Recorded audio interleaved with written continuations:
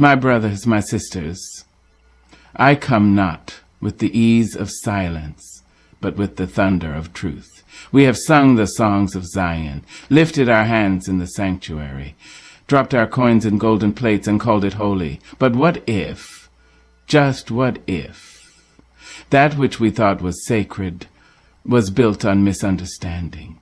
What if our giving has become a guilted transaction instead of a grateful offering?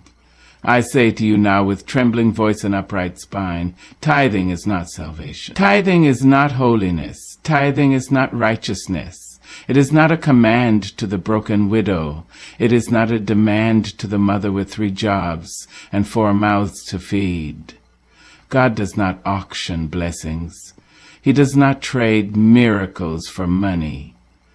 He does not keep score with your coins. Tithing in its misused form is a sin. My sweet child, I have lived long enough to watch the seasons roll by like waves against the rocks, and I've heard the cries of many hearts wounded, not by the world, but by the weight of religion. And I must tell you, with trembling lips and a soul aged in wisdom, that something sacred has been defiled, tithing. Once the song of generosity, once the heartbeat of a thankful soul, has been dressed in chains and handed over to greed. It did not start this way. No, it began in quiet reverence. A gift laid down, not to impress, not to boast, but to say, Lord, I am grateful.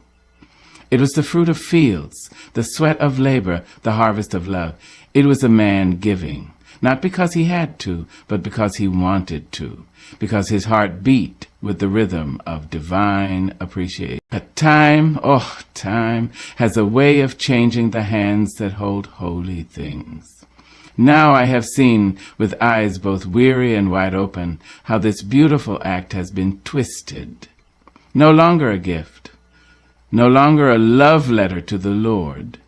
Now it is a law, a command barked from pulpits clad in fine cloth. Men preaching not from humility but from hunger, not the hunger of the Spirit, but the hunger of status, power, and polished shoes. They say, give, or you are cursed. They say, God will not bless you if you don't sow into this soil.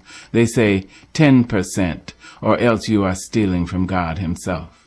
And so trembling women clutch purses that should feed their children. And old men, hands blistered from decades of work, give away their rent. Not out of joy, not out of abundance, but out of fear. This is not giving. This is coercion. And I tell you, with the fire of 1,000 prophets and the softness of a mother's lullaby, God does not operate in fear. He does not twist arms. He does not turn his back on the poor because their wallets are empty. He does not measure faith by dollars dropped in a basket. No, my dear one. He measures faith by love. But somewhere along the way, we began to treat the tithe like a tax, a heavenly fee, a divine charge. And pulpits turned into payment booths. They quote Malachi, wagging fingers with fervor, will a man rob God? Yes, child, they quote it, but they do not explain it. They do not tell you this was spoken to priests in a broken covenant, to a people who had grown cold in their ritual. Not to a single mother sitting in the back pew with borrowed shoes. They do not tell you that Jesus came not to enforce laws written in stone, but to fulfill them, to replace transaction with transformation, to shift the focus from money to mercy, from obligation to open-hearted giving. But mercy doesn't pay for marble floors. Mercy doesn't finance fountains in foyers. So the message must be rewritten. Tithing becomes a business, and the house of the Lord becomes a brand. Now, we are told that if we just give enough, our sickness will vanish, our debts will dissolve, our dreams will be delivered wrapped in ribbon. Do you hear me? This is not the gospel of Jesus Christ. This is the gospel of manipulation. This is not the faith of our grandmothers, who knelt on wooden floors and sang, Precious Lord, with empty pockets and full hearts. This is a lie dressed in silk. We must reclaim the truth. Giving is good. Giving is holy. Giving is the melody of a soul in tune with the divine. But it must come from love, not from fear, not from pressure, not from a spiritual sales pitch. Let us tell the truth and shame the devil. There are churches, oh yes, there are some, where the poor are pressured and the rich are praised, where giving becomes a measure of worth, and members are ranked not by their fruit, but by their funds. In these places, the gospel is lost beneath a flood of fundraising, and Jesus, the humble carpenter, is turned into a cash collector. But he will not be mocked. The same Jesus who sat with sinners, who walked with lepers, who fed 5,000 without a collection plate, that Jesus still walks among us. And he is weeping not because people give, but because people are being forced to give, told they are lesser if they do not, told their faith is broken if their pockets are light. That is not divine. That is dangerous. I know, child. This is a heavy truth. But the truth, like a songbird, must fly free. And when you hear it, really hear it, something inside you begins to breathe again. You are not obligated to buy God's favor. You are not required to pay for his love. You are already loved, already seen, already chosen. So give, yes, give, but give as your heart leads. Give when joy bubbles up like a spring in your soul. Give when you are moved by compassion, not compulsion. And if you cannot give, if your cupboards are bare and your bank account is gasping, know this: God understands. He sees your heart, not your hand, your faith. Not your finances. Let the preachers preach, but let us return to truth. Let us teach the children that tithing is not a ticket to heaven, that giving is not a bribe for blessings, but a river of love that flows from the well of gratitude. And when we finally grasp this, when we no longer give because we are told to, but because we want to, then the church will rise again. Not in wealth, but in wonder. Not in gold, but in glory. Not in fear, but in faith. And oh, how beautiful she will be. Let me sit with you a while, dear heart. Let me speak soft words that carry the weight of thunder and the breath of truth. Come, lean in, close, not to hear me, but to hear the echo of the truth your spirit already knows. There is a lie that has wrapped itself in the fabric of gospel, and it walks proudly down the aisles of churches too grand to be humble. It wears a preacher's smile. It dances in sermons. It grins from gilded offering envelopes. And this lie, this cruel lie, says that God's blessings are for sale. But I rise now as one who has known hunger and wholeness, silence and song, to say plainly and profoundly, God does not sell his blessings. He does not count your coins to decide if you are worthy. He does not weigh your bank account before sending his angels. He does not auction his mercy to the highest bidder. No, no.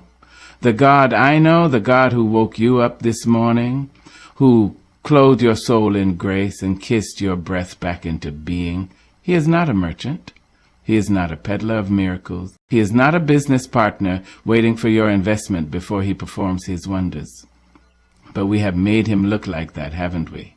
We've turned the sacred sanctuary into a showroom.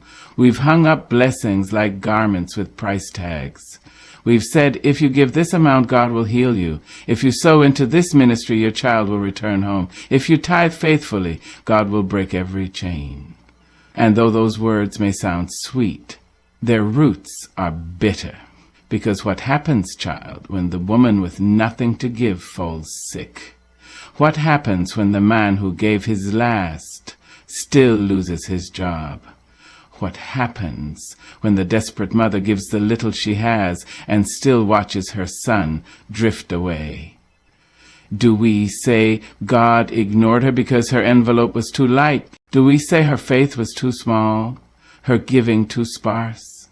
Oh, shame on such thinking. Shame on such doctrine that turns our Father into a financier.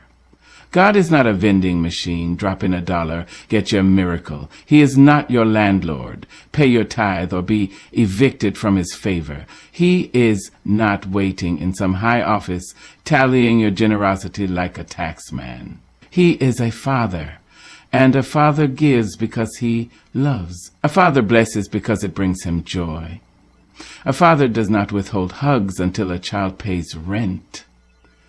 And let us not forget the greatest blessing that ever walked this earth, Jesus. He came without a price tag.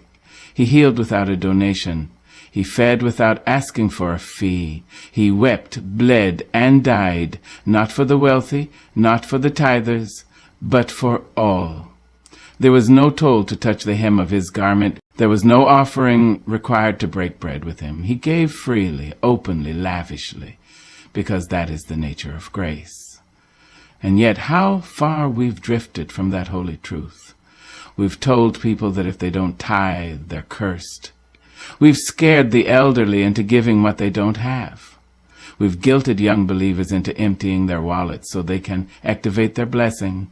We've taught them that heaven is a storehouse and the key is their seed. But, beloved, heaven is not a storehouse.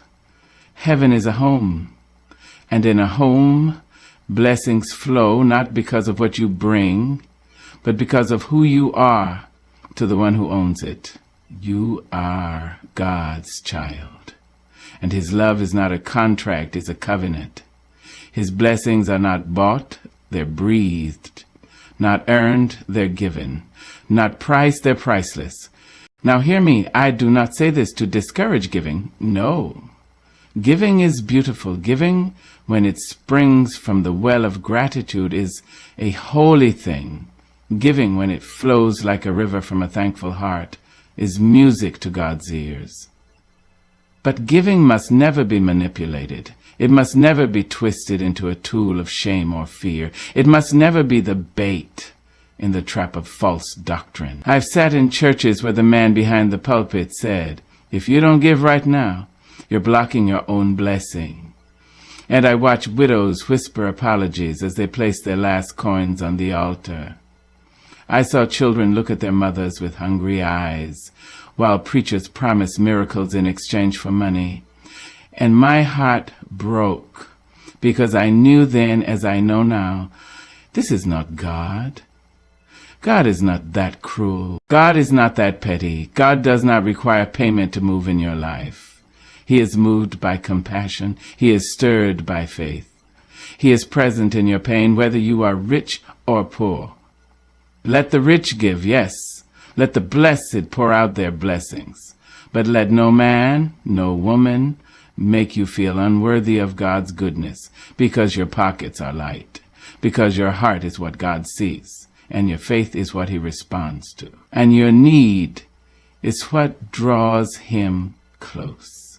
You cannot buy his love. You cannot purchase his presence. You cannot tiptoe your way into favor through financial transactions. You are already loved, already known, already embraced. And that, my dear, is the greatest blessing of all. So walk tall, even if your purse is empty. Sing loud, even if your hands have nothing to offer. Pray boldly, even if you gave nothing last Sunday, because you are the offering. And to the one who holds the stars in his hand, you are enough. There comes a time in the soul of every person when truth rises up like a river, pressing against the walls of silence, refusing to be still. And today I say what many have whispered behind closed doors, what the broken have cried behind church pews, what the weary have carried like invisible chains. To take from the poor in the name of God is not just wrong, it is sin.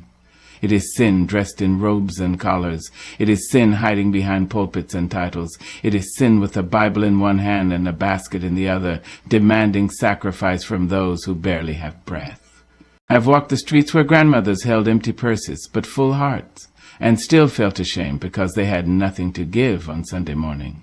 I have watched young mothers rock hungry babies in sanctuaries laced with guilt, made to believe that their lack of money was a lack of faith.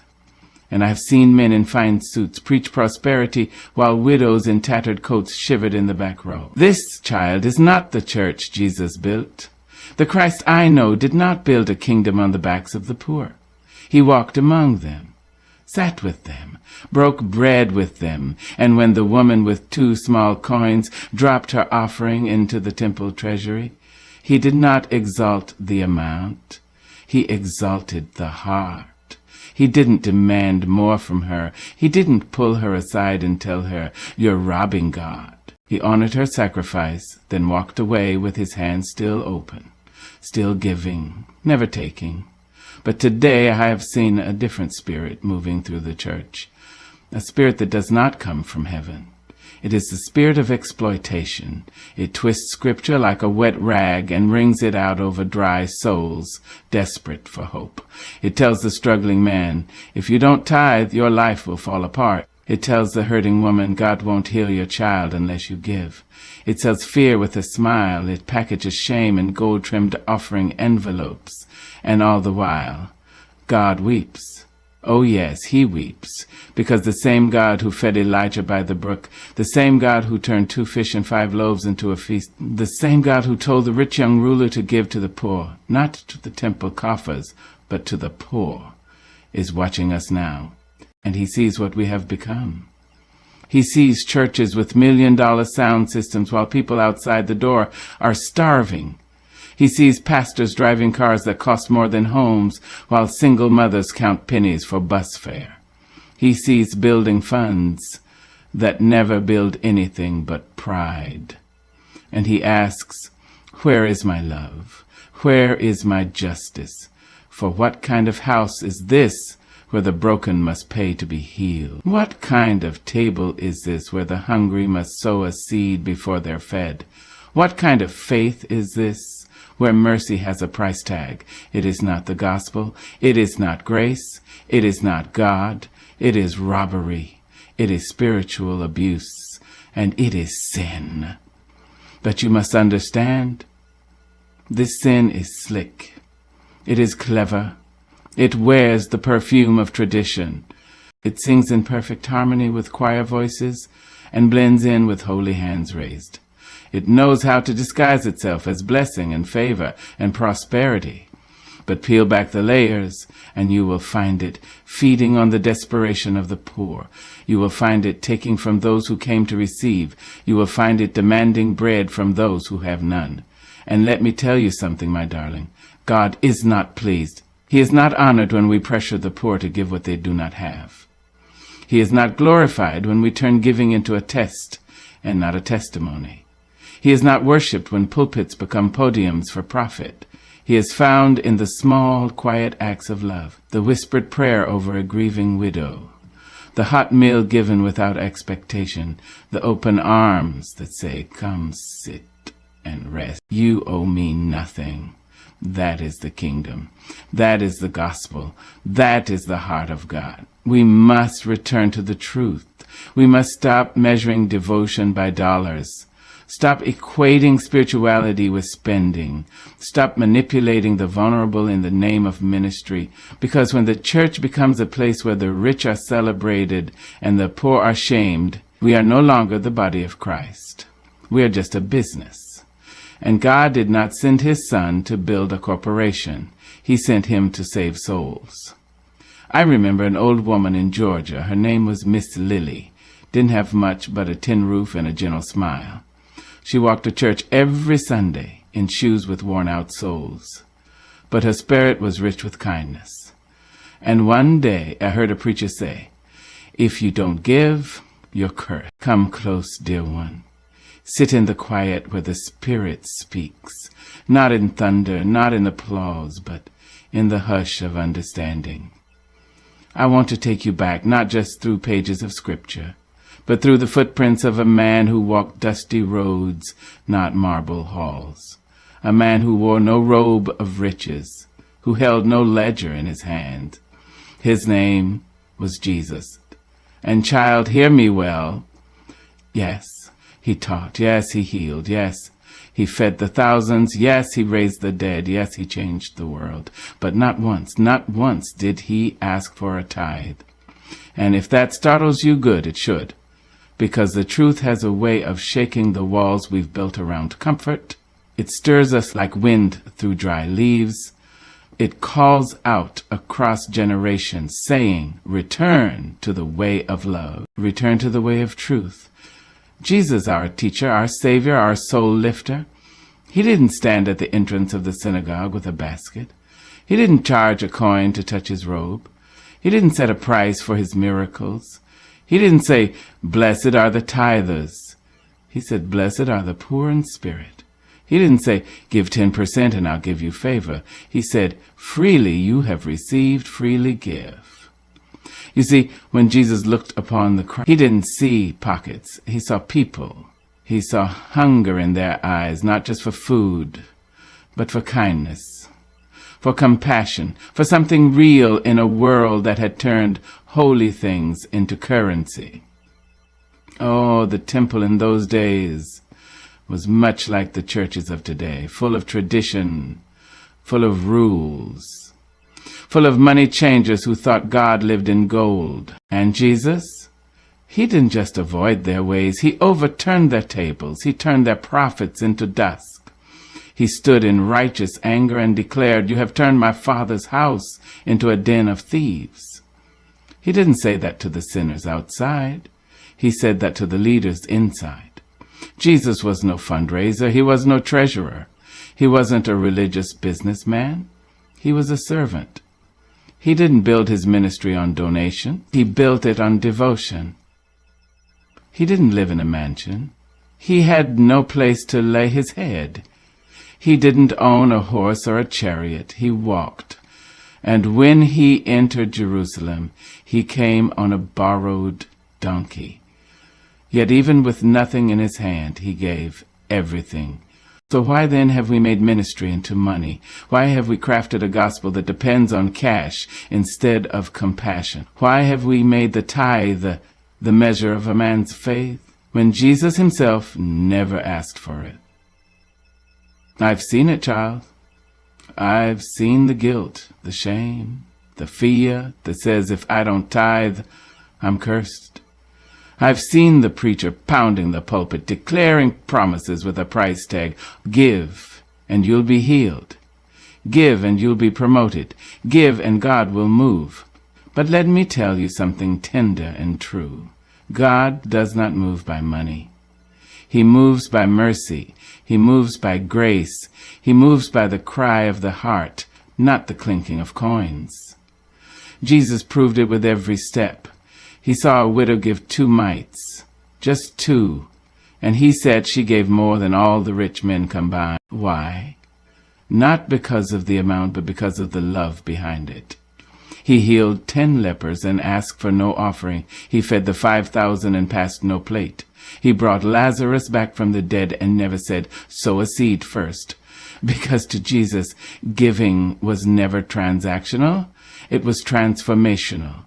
It was about generosity of spirit, not requirement of law. And yes, the tithe was part of the old covenant, a law given under Moses for the support of the Levitical priesthood. But when Jesus came, he fulfilled the law, not just with words, but with his life. He tore the veil. He became the high priest. He opened the door to grace. And he never once commanded his followers to tithe. He told them to give, yes, to give generously, to give joyfully, to give to the poor, to care for the widow, the orphan, the stranger, but never to give out of obligation, never out of fear, never to unlock a blessing that was already theirs.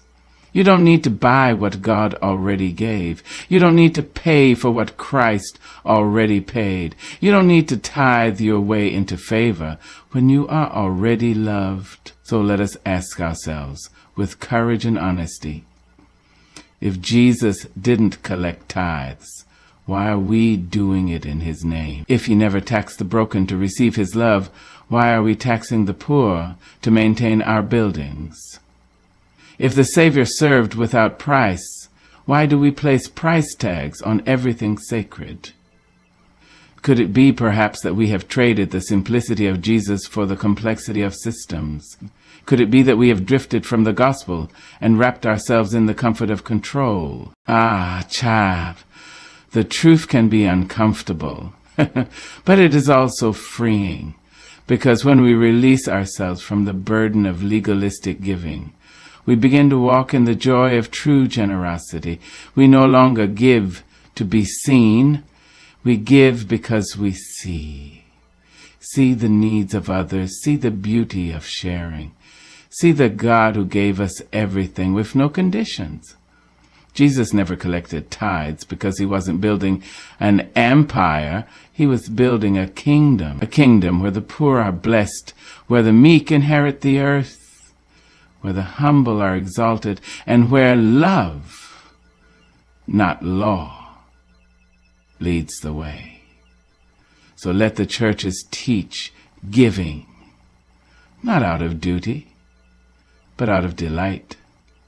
Let the people give, not because they are afraid of a curse, but because they are overwhelmed by grace. Let the pastors lead, not with pressure, but with example. And let us remember this always. The Son of God walked this earth with no pockets, no paycheck, no tithe collection, but in his empty hands he held healing. In his open arms he held salvation, and with his very life he gave us everything we would ever need. That, dear heart, is the gospel. That is the truth. That is Jesus. Grace, my dear, is not a wage to be earned. It is a gift pure, undeserved, divine. A gift that arrives like the morning sun without a price tag, without condition, and certainly without a receipt. Grace is the breath of God blown into our weary lungs, the touch of mercy on a trembling hand, the song that says, "You are enough, even now." But Lord knows some folks have tried to sell what heaven gives for free. They dress salvation in economics. They lace redemption with dues. They build their altars on ledgers and their pulpits on profit, telling the people that giving, yes, giving, is the gate to glory. The 10% is the price of peace, the currency of Christ, the toll for traveling the narrow way. But I say, no, because the Jesus I know does not barter with blessings. He doesn't demand payment before he pours out his love. He doesn't ask for a dime to deliver a soul. No, the Jesus I know stretches out his hands, nail-pierced and free, and says, "Come unto me, all ye that labor and are heavy laden, and I will give you rest." Not come if you can pay. Not come if you've tithed. Not come if your pockets are full. Just come. Oh, how we've complicated what God made so simple. We've built spiritual toll booths where there should be bridges. We've turned the living waters into bottled goods for sale. We've taken the word grace and covered it in price tags, when God meant for it to rain down like manna in the desert, freely, daily, faithfully. Grace is not a reward for the righteous. It is a lifeline for the lost. It is not given in return for gold or silver, but in response to need. The need to be seen, to be loved, to be held by something greater than ourselves. And yet too many voices in the church have turned this sacred gift into a spiritual transaction. Give, and God will give to you. Sow a seed and reap a blessing. Tithe your way to transformation. But what of the widow who has no seed to sow? What of the homeless man who owns no percent to part with? What of the single mother choosing between food and electricity? Do you mean to tell me that heaven is closed to them unless they pay? That mercy sits behind a locked door waiting for a financial key? No, my love, that is not grace. That is greed wrapped in gold. That is man's doctrine, not God's desire. Let us return to the well. Let us remember the Samaritan woman. She brought no coin, no tithes, no offering, just her weary heart and her thirsty soul. And Jesus didn't charge her for a sip. He offered her living water, No strings attached, no conditions, no requirement but this. Believe. Believe. That is the foundation of salvation. Not giving, not earning, not striving, just believing that God is who he says he is. Believing that Jesus lived, died, and rose again for you. Believing that his grace is enough, more than enough, to cover every sin, every scar, every shortcoming. And when that belief takes root, when grace grips your heart, something beautiful begins to grow. You start to give not because you must, but because you can. Not because you're afraid, but because you're free. Not to earn favor, but to reflect the favor already given. That's the kind of giving heaven delights in, the kind that flows from love, not law, from gratitude, not guilt, from joy, not judgment. I've seen that kind of giving, child. I've seen a poor man drop his last dollar into a stranger's hand and walk away smiling, not expecting a miracle in return. I've seen a woman bring bread to her neighbor's door, not because she wanted a blessing, but because she was already blessed. I've seen saints give with their hands, their hearts, their time, their presence, because grace had so filled them, they couldn't help but pour it out. That is the foundation Jesus laid. Not a system of spiritual taxation, not a legalistic ladder to climb, but a wide, open gate, a highway called grace, paved not with coins, but with compassion. You see, if salvation could be bought, the rich would be saved and the poor would perish. If grace was for sale, heaven would be a country club and the cross would be a cash register. But that's not the gospel. That's not our hope. That's not our Jesus. Our Jesus overturned the tables of those who turned faith into finance. Our Jesus fed thousands without charging a fee. Our Jesus touched the untouchable, loved the unlovable, forgave the unforgivable. And he never once asked for an offering before performing a miracle. He paid the price in full, not with gold but with blood, not with silver but with sacrifice. And now that grace is yours, not to rent, not to lease, but to live in, freely, fully, forever. So don't let anyone tell you you must pay for what God has given. Don't let fear masquerade as faith. Don't let manipulation wear the mask of ministry. Instead, walk in the truth. Stand in the light. Rest in the arms of grace, and if you choose to give, let it be from the overflow of a heart that has been loved by a king who asks for nothing, but gives everything. Remember this always. Grace cannot be measured, it cannot be sold, it cannot be earned, and it most certainly cannot be bought.